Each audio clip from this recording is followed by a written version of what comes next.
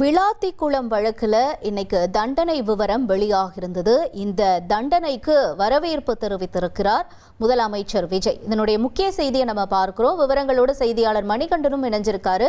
மணிகண்டன் வணக்கம்.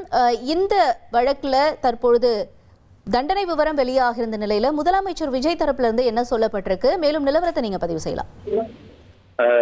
தென் மாவட்டங்கள் மட்டுமல்லாமல் தமிழ்நாடு முழுவதுமே ஒரு பெரும் அதிர்ச்சியை ஏற்படுத்தியிருந்தது அந்த கடந்த மார்ச் மாதம் விளாத்திக்குளத்துல நடைபெற்ற அந்த பாலியல் வன்கொடுமை செய்யப்பட்டு படுகொலை செய்யப்பட்ட 12ஆம் வகுப்பு மாணவியுடைய அந்த பெரும் கொடூரமான சம்பவம். அந்த வழக்குல குற்றவாளி தர்ம முனீஸ்வரனுக்கு தூத்துக்குடி மாவட்ட போக்சோ நீதிமன்றம் இன்று இரட்டை தூக்கு தண்டனை விதித்து தீர்ப்பளித்திருந்தது குறிப்பிடத்தக்கது. இந்த நிலையில இந்த தீர்ப்புக்கு தமிழ்நாடு முதலமைச்சர் வரவேற்பு தெரிவித்திருக்கிறார்.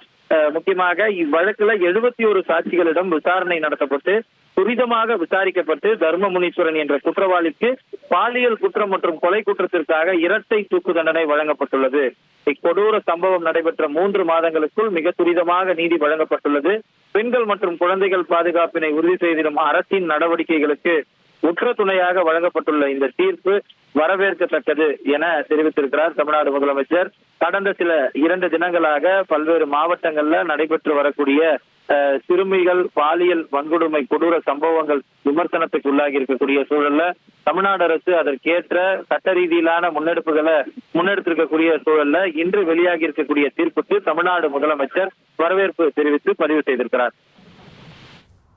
உங்களுடைய தகவல்களுக்கு நன்றி மணிகண்டன். தர்ம முனீஸ்வரனுக்கு இரட்டை தூக்கு தண்டனை விதிக்கப்பட்டிருந்த நிலையில இந்த தண்டனை விவரத்திற்கு முதலமைச்சர் விஜய் அவர்கள் வரவேற்பு தெரிவித்திருக்கிறார். அதனுடைய விவரங்களை செய்தியாளர் மணிகண்டன் வழங்க நாம கேட்டோம்.